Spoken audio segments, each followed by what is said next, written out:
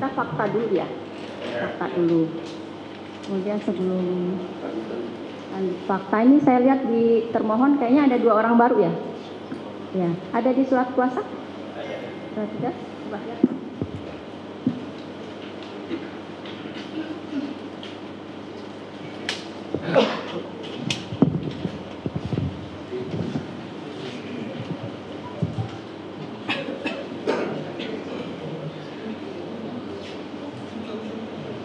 Agustina Eka Saptarini. Yang mana?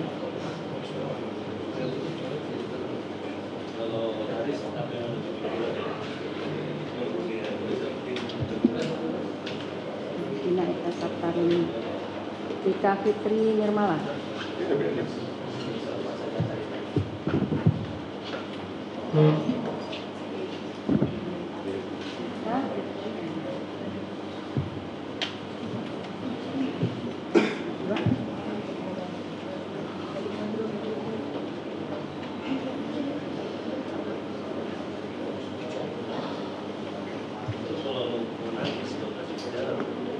Belum di copy ya?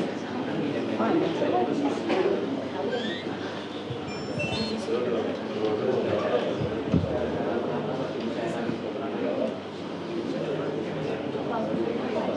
Dua ya.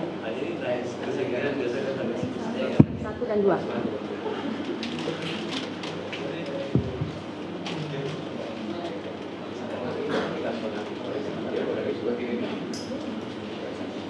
Ya.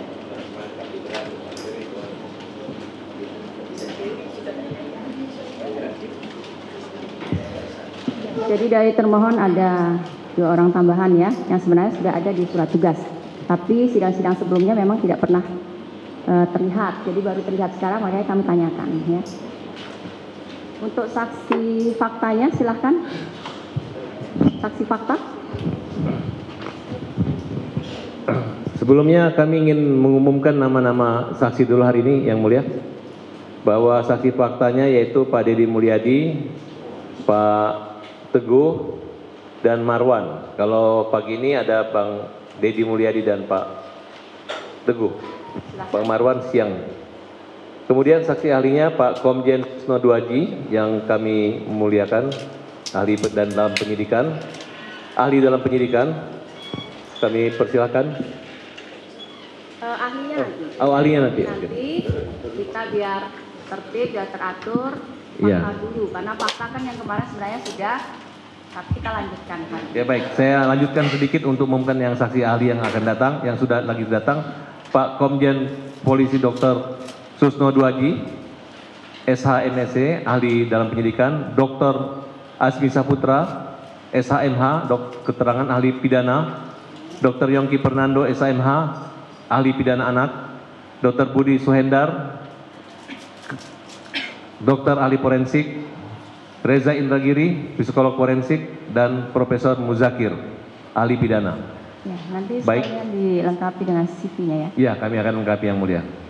Terima kasih Pak Deddy Mulyadi dan Teguh. Kami mohon izin untuk sekalian berdua karena hampir sama keterangannya. Keberatan dari termohon? Tidak. Baik. Bawa identitas diri. Silakan untuk identitasnya.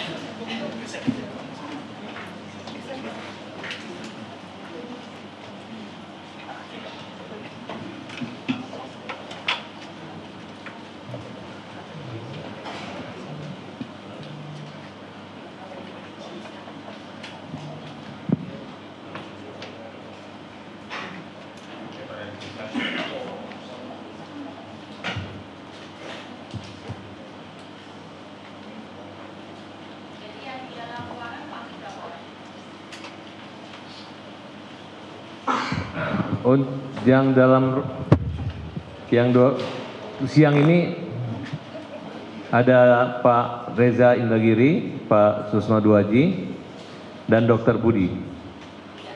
Ya, 3.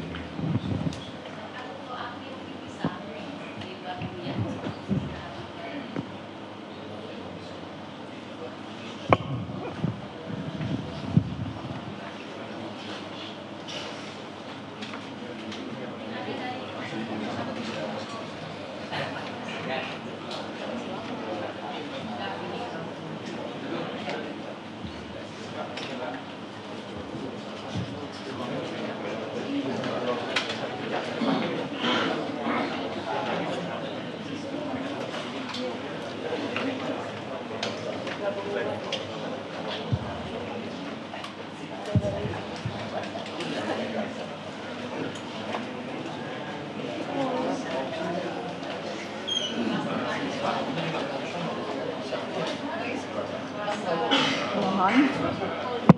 Ini adalah saksi fakta. Kemudian nanti kita ke ahli, ya. Berarti untuk saksi fakta sudah selesai ya. Ada satu lagi saya jadwalkan sore. Sore. Oh, jam setelah yang minta dulu harusnya kan beliau. Nama siapa? Marwan. Marwan. Tapi dipastikan itu sudah. Pasti sudah, hadir. Ya. Ya. Lagi di hotel sih istirahat. Ya. Bisa lebih dekat duduknya? Kita cek dulu identitasnya, nama lengkap Dedi Mulyadi. Lahirnya di mana?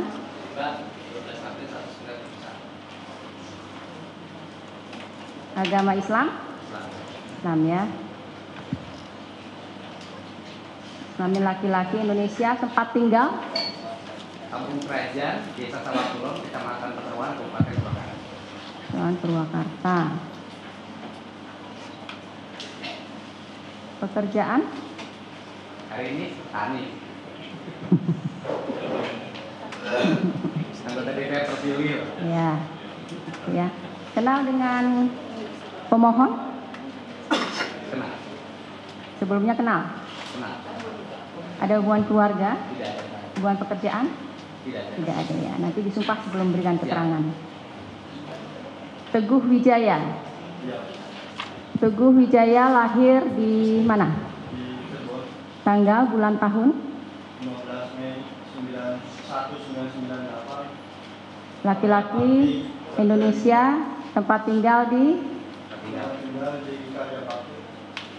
RT RW, Ada 5 kelurahan, Karya Muda, kecamatan, Sambi. Kota Cirebon. Agama Islam, Ya. pekerjaan, Dan dulu bangun. kenal dengan pemohon, Kenal. dengan Saka Tatal, Kenal. kenal. Ada hubungan keluarga, hubungan pekerjaan, Ada. nggak ada ya. Disumpah ya sebelum memberikan keterangan. Silahkan berdiri berdua.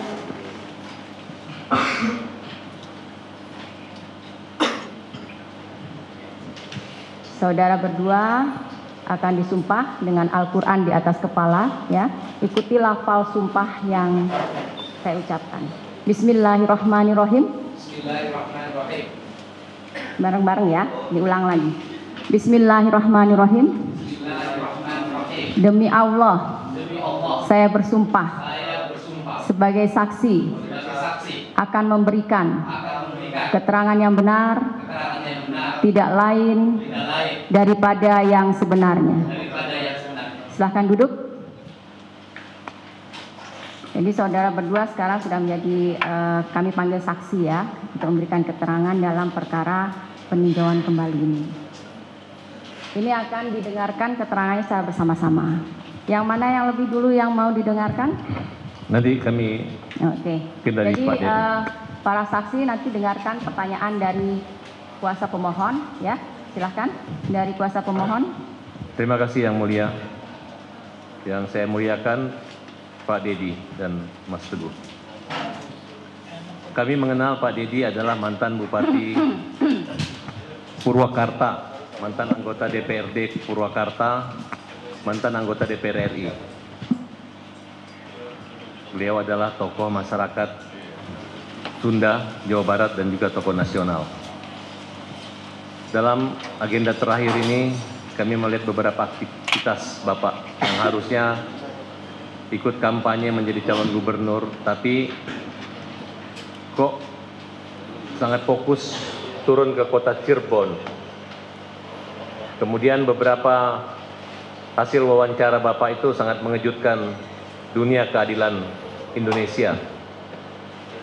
Dengan ditemukan beberapa fakta-fakta nyata, pengakuan-pengakuan dan pencabutan-pencabutan berita acara, keterangan baik di kepolisian maupun di pengadilan dalam satu kasus yang bernama kematian Vina dan Eki.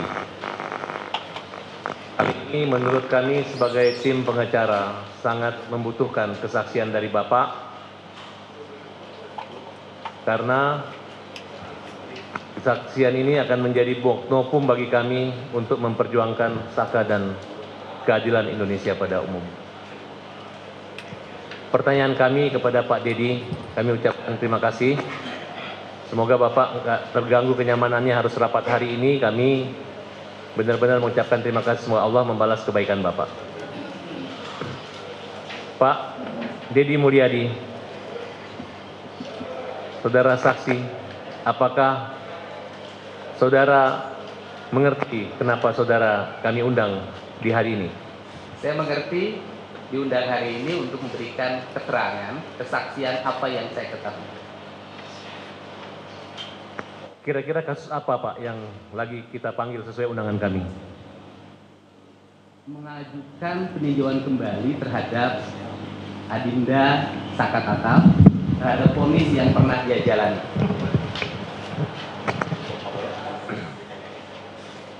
Apa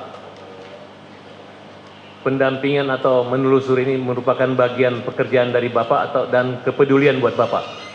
Iya, pendampingan bukan pekerjaan saya, tetapi sebagai warga negara Indonesia, saya memiliki kewajiban untuk menyampaikan berbagai informasi yang belum diketahui publik, yang belum diketahui oleh penyidik, agar saudara Saka Tatal bisa diposisikan pada posisi yang sebenarnya.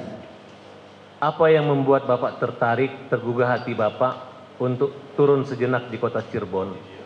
Keterpanggilan jiwa, karena ada masyarakat yang tidak berdaya menghadapi berbagai tuduhan, tuntutan, dan hukuman yang dialami tanpa sempat memberikan pembelaan yang sempurna dalam perjalanan hukumnya. Apa yang Bapak petik, Bapak rangkum, Bapak sampaikan kepada kami, kepada majelis? Titik ketidakadilan itu apa? Temuan Bapak yang Bapak dapatkan? Temuan yang saya dapatkan telah saya sajikan di channel YouTube Kang Dedi Mulyadi Channel. Dari seluruh temuan itu, saya yakin penyidik, siapapun yang punya hati pasti bisa melihat apa yang sebenarnya terjadi pada kasus ini. Bapak pernah mewawancarai Saka Tatal? Pernah. Nilai-nilai apa yang Bapak dapatkan? Ya, nilai yang dapatkan pertama dari sisi kemanusiaan. Saudara Saka Tatal pada usia remaja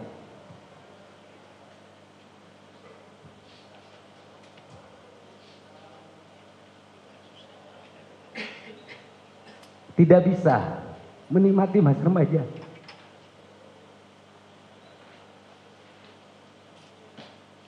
Dan dia harus melewati penjara dalam kurun waktu yang lama. Mengalami tekanan psikologi, tekanan fisik yang harus dia alami. Dan yang saya kagumi adalah setelah bebas, dia menyatakan menggugat pada negara bahwa dia tidak bersalah. Sikap ini adalah sikap patriotik anak muda Indonesia yang harus menjadi contoh. Bapak bertemu keluarganya, kakaknya, ibunya? Saya tidak, hanya bertemu kakaknya. Bertemu kakaknya waktu pertama kali saya berkunjung dan bertemu saudaranya bernama Sadikun. Pak Dedi pernah ke rumahnya? Saya pernah ke rumahnya. Ada motor atau ada kekayaan atau nilai-nilai sosial yang tinggi di situ yang Bapak temukan? Iya, saya lihat hanya ada rumah yang dalam posisi, ya rumah yang sangat jelek. Kemudian berapa orang yang sudah Bapak wawancarai saat itu? Kalau sampai saat ini mungkin sudah puluhan ya, saya sudah tidak bisa menghitung. Tetapi yang menyangkut Saka Tatal, yaitu mencoba memahami peristiwa apa yang dialami oleh saudara Saka Tatal pada tanggal 27 Agustus 2016. Apa yang saudara ketahui berdasarkan informasi yang diwawancarai tentang keberadaan Saka Tatal tahun 2016 tersebut? Dari channel yang saya ungkapkan ke publik, pada tanggal 27 Agustus 2016, saudara Saka Tatal berada di rumah. Dia berada di rumah neneknya dan berada di rumah Sadikun. Kemudian pada waktu itu dia nongkrong-nongkrong sampai malam hari di rumahnya Sadikun. Pada waktu itu ada motor saudara Irfan yang mogok karena mengalami gangguan kabilator. Kemudian motor yang mogok itu diteleponlah yang punya bengkel bernama Heri oleh Sadikun untuk apakah bisa memperbaiki motor Irfan. Dan Heri mengatakan bisa. Kisaran pukul 10 malam mereka menceritakan pergi bersama-sama. Satu, saudara Saka Tatal dibonceng oleh Sadikun. Yang kedua, saudara Irfan membawa motor yang mogoknya sendiri. Yang ketiga, saudara Raja almarhum membonceng Kodir, dan Kodir bertugas untuk nyetep. Mohon maaf, nyetep itu adalah kakinya Kodir didorongkan pada motornya Irfan agar bisa berjalan. Kemudian setelah mereka berangkat masuk ke flyover. Di flyover itu Sadikun menceritakan ada kerumunan orang, ada polisi di situ. Dan Sadikun berkesimpulan bahwa itu adalah operasi tilang. Sehingga karena dia tidak bawa surat-surat motor, dia tidak jadi lewat ke flyover. Dia turun ke jalan arteri yang bawah. Kemudian mereka akhirnya sampailah ke bengkel Heri. Dan bengkel Herinya motornya diperbaiki. Dari seluruh rangkaian yang saya lakukan bersifat mendadak. Dalam bahasa hukumnya mungkin rekonstruksi, kalau saya tidak punya kewenangan untuk itu. Semua alur berjalan sempurna. Tidak ada yang satu sama lain saling bertentangan.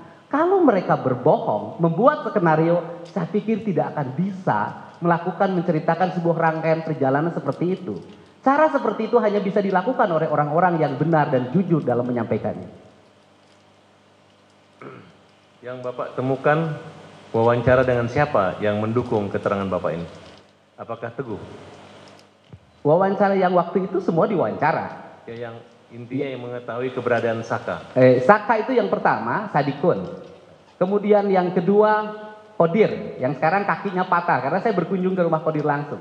Kemudian yang ketiga, Irfan. Yang empat, Heri yang punya bengkel. Dan saya bertanya pada mereka, kenapa seluruh pernyataan ini tidak disampaikan dulu pada sewaktu sidang? Mereka menjawab, kami menyampaikan, cuman diabaikan. Ada pertanyaan hukum kami yang kami pertanyakan adalah, kenapa pernyataan mereka di muka hukum yang diambil di atas sumpah oleh hakim itu diabaikan, sedangkan saudara Dede dan Aep yang tidak menyampaikan di depan majelis hakim dan tidak diambil di atas sumpah justru dijadikan dasar putusan. Dari beberapa kejadian atau wawancara itu saya mendengar Bapak mencari Aib dan Dede. Apa yang Bapak temukan dari pencarian itu? Sebenarnya tidak mencari. Saya wawancara Aib waktu yang pertama. Kemudian Aib menyampaikan bahwa dia apa yang dia lihat, apa yang dia dengar, itulah yang sebenarnya. Kemudian berbulan-bulan setelah itu mungkin 3 bulan, 2 bulan datanglah Dede. Yang datang ke saya itu bukan dedeknya, tapi kakaknya. Kakaknya datang ke saya bahwa Dede ingin menyampaikan sesuatu pada Pak Dedi. Kenapa pada saya? Karena sulit pada yang lain menjamin keamanannya, menjamin dirinya. Akhirnya kami menjemput Dede ke Tangerang pada hari Sabtu. Kemudian setelah itu Dede langsung jam 4 ketemu saya, langsung memberikan pernyataan bahwa dia itu pada waktu itu berbohong. Dia tidak melihat gerombolan orang untuk menggunakan motor, melakukan pelemparan dan sebagainya. Jarak antara warung Madura ke tempat anak-anak nongkrong itu setelah diukur oleh Dede, menurut dia jaraknya 150 meter. Artinya kalau dalam BAP itu kan dia hanya melihat keterangan itu dari jarak 50 meter, kemudian tidak, karena ketakutan dia pergi lari, kabur. Iya. Saat itu kita anggap tidak mungkin lah. Dan saudara Dede juga menyatakan itu adalah arahan dari Rudiana. Coba Bapak gali sedikit pengakuan daripada Dede. Ya, kalau pengakuan dari Dede kan sudah disampaikan di channel YouTube saya. Saya pikir tinggal itu saja dilihat. dan masih ada, sudah disampaikan. Terus di Peradi pernah Bapak hadirkan juga, Dede? Sudah dihadirkan, di konferensi pers-nya ada. Saya pikir majelis, JPU sudah bisa melihat dan mengakses di berbagai berita media juga muncul. Saya butuh pengulangan lagi, Pak. Kira-kira apa yang disampaikan Dede tentang peristiwa itu? Yang disampaikan oleh Dede pada Iya. yang disampaikan oleh Dede pada peristiwa itu bahwa saudara Dede dijemput. Saudara Aep minta dijemput oleh saudara Dede untuk diantar ke Polresta. Ya. Kemudian ada pertemuan nggak antara Dede dengan Rudiana?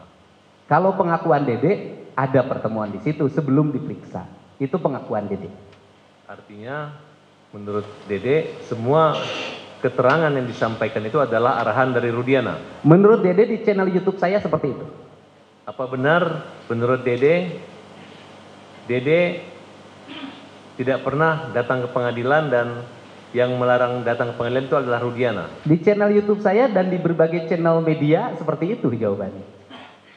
Apa kesimpulan Bapak tentang peristiwa pengakuan Dede tersebut? Kesimpulan saya dalam peristiwa pengakuan Dede bahwa Dede tidak mengetahui peristiwa pengejaran dan Dede memastikan pada malam itu tidak ada kerumunan orang di depan SMP 11, tidak ada anak-anak bergerombol di gang SMP 11 pada malam itu.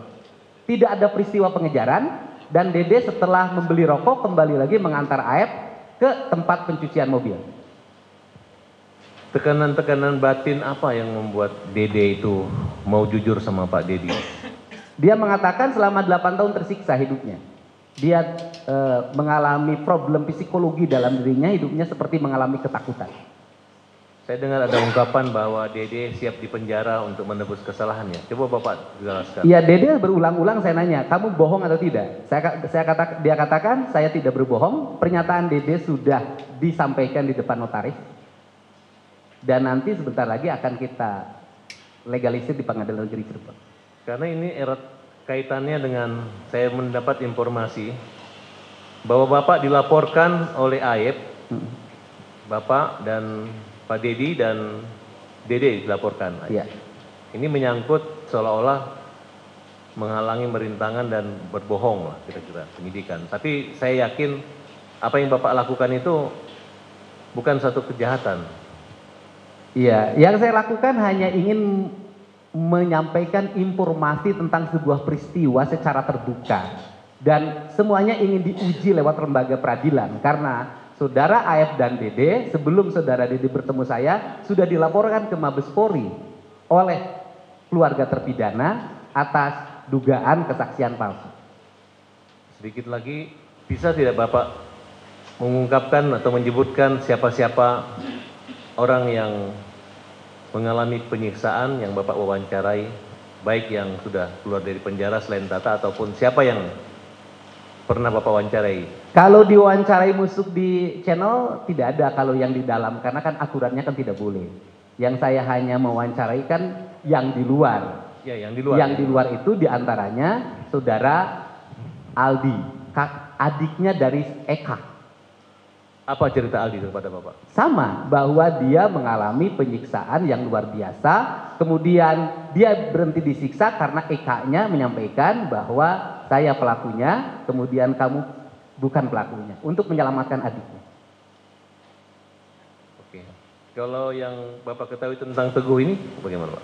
Saudara Teguh adalah orang yang datang ke rumah saya untuk menyampaikan peristiwa yang sebenarnya, karena waktu itu Saudara Teguh pada saat tanggal 27 Agustus 2016 itu bersama-sama terpidana yang lain. Pertama dia berkumpul di rumah Bu Nining karena Bu Nining merasa bising, kemudian diusir, pindahlah ke rumah Hadi. Malamnya mereka tidur di rumah anaknya Pak RT Pastren. Di keterangan di 2016 Saudara Teguh menyampaikan bahwa dia itu kan pada kisaran jam 10, setengah jam 9 itu beli nasi kuning. Sepulang beli nasi kuning langsung ke rumah Hadi. Dan kemudian nginep di rumah RT Pastren. Tetapi pada waktu BAP 2016, Saudara Teguh diarahkan, menurut keterangan Saudara Teguh pada channel YouTube saya, bahwa Saudara Teguh sepulang dari beli nasi kuning langsung pulang ke rumah dan tidur. Saudara saksi tahu kalau saudara Teguh sudah mencabut keterangan saksi beliau? Menurut keterangan saudara Teguh mencabut pada waktu kasus Peggy 2024. Nyabut ya? Oke.